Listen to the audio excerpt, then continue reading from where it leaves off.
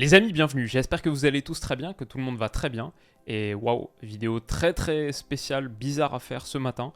On est le 8 mai 2023 et Aulas à l'OL, c'est fini. Ça a été annoncé dans la nuit d'hier soir par le journal L'Équipe au lendemain d'une victoire délirante, d'un match les plus fous de notre histoire en vrai, qui aurait mérité vidéo. Je pense que c'est là-dessus que j'aurais fait la vidéo ce matin ou que j'aurais anglais le récap du week-end qui sort traditionnellement le lundi. Mais dans la nuit, il y a eu cette nouvelle en réalité encore plus importante pour l'histoire de l'Olympique Lyonnais. Aulas n'est plus président. Moi, ça fait 21 ans que je suis supporter du club, depuis que je suis un tout petit garçon. Septembre 2002 et un match de Ligue des Champions à Gerland contre Rosenborg. J'ai toujours connu ce gars à la tête de mon club. Ce n'est plus le cas aujourd'hui. Et je pense pourtant que c'est une bonne décision, que c'est un bon développement, mais forcément, comme vous l'imaginez, les sentiments ils sont très mitigés. Donc on va essayer de revenir sur tout ça dans la vidéo. Supporter lyonnais que vous êtes peut-être si vous regardez cette vidéo, suiveur du foot français, qu'Aulas a tant influencé, tant marqué sur les 36 dernières années à la tête de l'OL depuis 36 ans. Bon, il y a des trucs à déballer, on va essayer de le faire ensemble. Donc on est parti. Jean-Michel Aulas et l'OL, c'est fini. Information à l'équipe, l'emblématique président lyonnais Jean-Michel Aulas quittera ses fonctions cette semaine. Après près de 36 ans de mandat, une page se tourne à l'OL que les patrons américains d'Eagle Football veulent transformer sportivement en profondeur. Donc ça, c'est l'info qui est sortie à minuit 55 dans la nuit et elle a été confirmée ce matin par un communiqué de l'OL sur son site. Communiqué de presse, nouvelle gouvernance pour Olympique Lyonnais Group. Waouh! Un titre pour l'histoire. Monsieur John Textor devient président-directeur général. Monsieur Jean-Michel Aulas sera nommé président d'honneur. Lors de sa réunion tenue le 5 mai 2023, donc pas hier, il y a quelques jours, intéressant, cessation des fonctions de Jean-Michel Aulas en tant que président-directeur général d'OL Group. Monsieur John Textor a également été nommé en qualité de directeur général d'OL Group pour une période intérimaire, le temps d'identifier et de désigner un nouveau directeur général. Monsieur Jean-Michel Aulas sera nommé président d'honneur. Alors les faits, pourquoi est-ce que ça s'est produit? Pourquoi est-ce que ça s'est produit sur les derniers jours? On a plus d'informations dans l'article de l'équipe. Lors de son rachat, le président d'Eagle, John Textor, s'était mis d'accord avec Aulas autour d'un contrat de gouvernance afin de laisser l'emblématique président pour encore 3 ans à la tête du club. On se souvient, cette période de passation, de transition, mais les crispations n'ont fait que s'accumuler. La volonté d'Eagle de transformer le département football n'a jamais été entendue par le patron lyonnais. C'est quelque chose qu'on a souvent regretté. Cette vidéo, il y a un mois que je faisais, elle revenait spécifiquement là-dessus, le recrutement, le modèle de prise de décision sportive. Donc Textor est venu à Lyon dimanche alors que ce n'était pas prévu. Il ne s'agissait pas seulement d'assister au match contre Montpellier, mais aussi d'affiner le modèle de sa collaboration avec Jean-Michel Aulas. Les Américains avaient pour objectif premier et prioritaire de restructurer en profondeur le secteur sportif, notamment en mettant en place une cellule de recrutement digne de ce nom, ce que JMA n'a pas souhaité accompagner. Il devrait recevoir une indemnité de 10 millions d'euros, prévue en cas de séparation qui interviendrait avant les 3 ans de transition. Aulas garde encore ses actions, il lui restait 9% des actions du capital de OL Group, il va les garder, il va continuer à siéger au conseil d'administration, mais il ne sera plus donc le président directeur général, le CEO. Il siégera au conseil d'administration, il votera, mais avec 9%, il ne pourra pas influencer les décisions. Et donc voilà, c'est avec ces quelques phrases que l'histoire de Jean-Michel Aulas et celle de l'Olympique Lyonnais divergent, prend fin. 36 ans après son arrivée à la tête du club, c'est fini, c'est une forme de séisme bien sûr pour l'OL et pour le foot français dans son ensemble. C'est un moment très important de l'histoire du foot français. Pour moi, c'est aussi une bonne nouvelle. Voilà, mon avis et mon analyse de la situation, j'en avais parlé longuement dans une vidéo d'il y a un mois, le 6 avril. Vous connaissez mon point de vue sur le sujet. L'OL, c'est un club qui est archaïque, poussiéreux dans son mode de prise de décision sportif, qui applique encore les recettes de la fin des années 90, des années 2000, sur le recrutement, sur la prise de décision sportive dans son ensemble. C'est un club qui stagne et dans un écosystème aussi dynamique que celui du foot européen en ce moment, du foot moderne.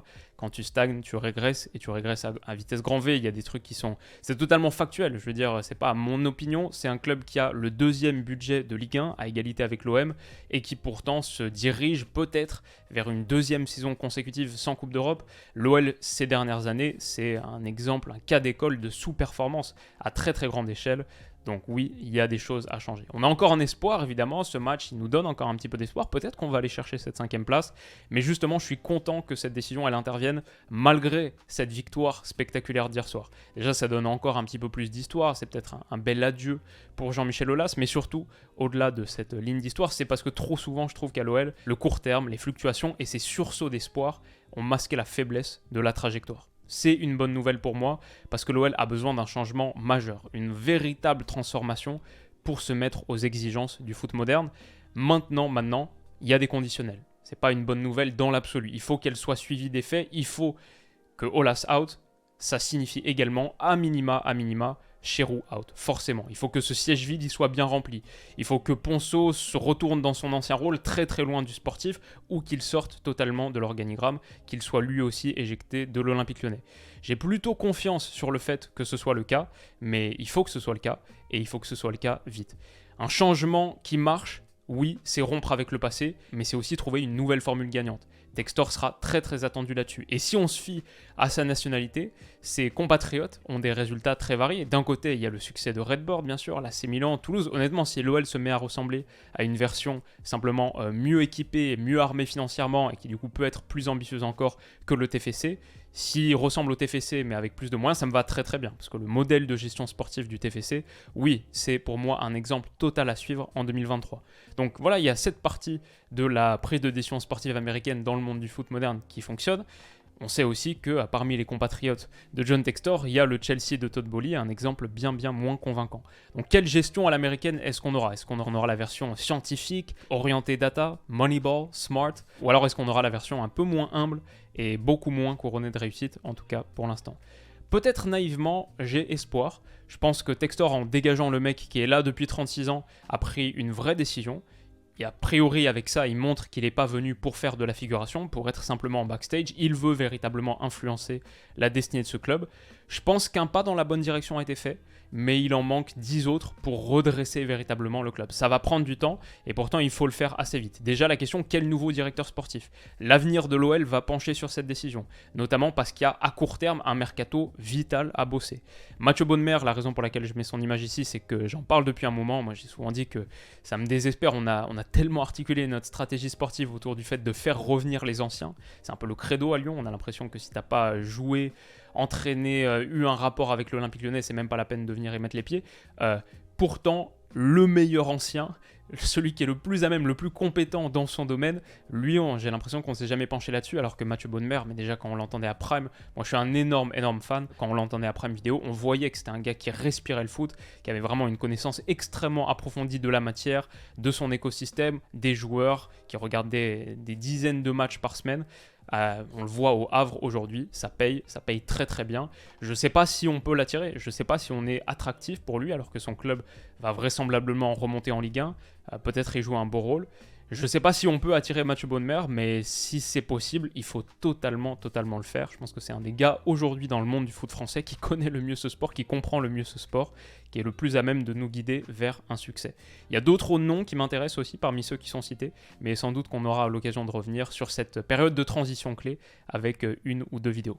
J'ai envie de finir quand même sur un hommage à Jean-Michel Aulas, qu'il mérite totalement. Ma sensation, et ce que j'exprimais dans la vidéo de la dernière fois il y a un mois, c'était qu'il pouvait s'arrêter là et être fier de ce qu'il avait fait. Il n'avait pas besoin, comme il le disait tout le temps en interview, d'aller chercher un titre européen. On est déjà extrêmement reconnaissant de ce qui a été accompli avec lui. Un gars qui a repris l'OL en seconde division en 1987 et on a fait ce club 7 fois champion de France d'affilée. On pourrait s'arrêter là avec Aulas, mais c'est aussi Lyon, sous lui, 2 demi-finales de Ligue des Champions, 5 quarts de finale. C'est un centre de formation mondialement réputé, qui était toujours aux 2-3 premières places, parfois à la première des clubs européens, des 5 championnats majeurs. Un club du top 8 européen, sans risque de se tromper, un club du top 8 européen entre 2004 et 2006, qui était peut-être pas si loin de gagner la Ligue des Champions sur ces années-là.